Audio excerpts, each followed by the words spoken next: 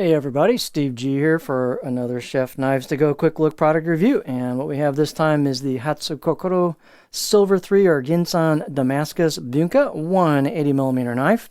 So as the name indicates, this is construction is multi-layered cladding in a Damascus pattern. Over the top of the hardcore cutting edge steel in the middle, the center steel is known as Silver 3 or Ginsan or Ginsanko. It's a full stainless, fine grained conventional steel that is can get really sharp, takes a great edge, decent edge retention, easy to sharpen, acts a little bit like just a good reactive carbon steel from a sharpening standpoint. So it's a great kitchen knife steel. And the construction is multi-layered stainless cladding on either side of that core steel, and you can see the kind of the pattern there. Pop, looks like they've got a little bit of etching to make that pop there. So you can see the layers pop when they hit the grind down towards the edge. You can just feel that with your fingers. The weight and dimensions can vary a little bit from knife to knife. That Silver 3 steel is typically around 60, 61 Rockwell, so it's not super hard, but it has decent edge retention to it. Handle is a one-piece octagonal ebony handle. Ebony is rather dense hardwood, so that's going to bring the balance point back a little bit, but really nice handle. One piece, it looks like they've sealed it up nicely where they put the tang into the handle.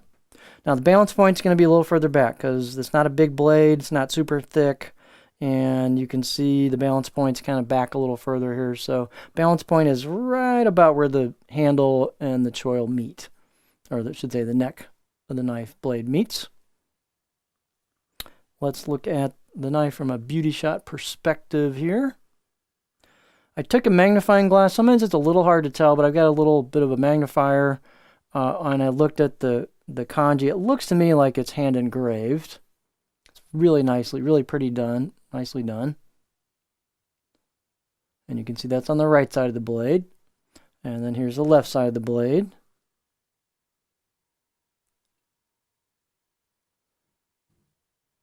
There we go.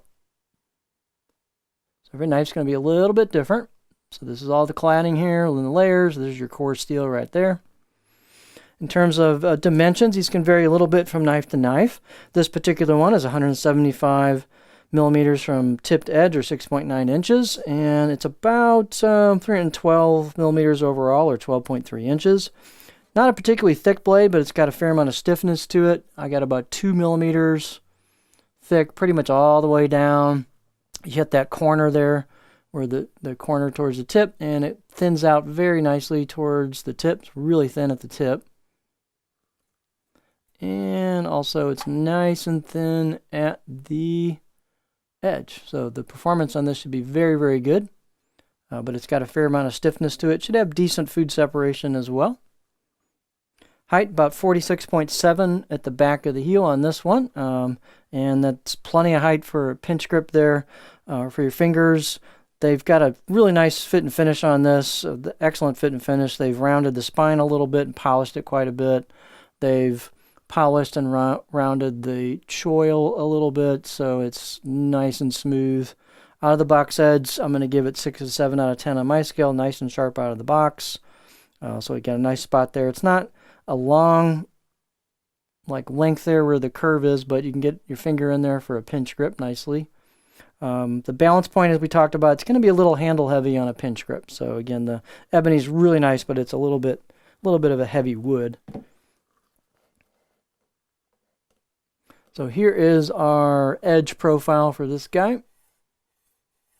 So if we look, it's got belly in it, but then it curves or flows into not perfectly flat. You can see a rock here, but it flows in a bit of a flattish area towards the back part of the blade. The tip is fairly high for this style of blade, so I can get right in there without it wanting to dig the tip into the board. So you could rock over medium to small stuff, no problem here.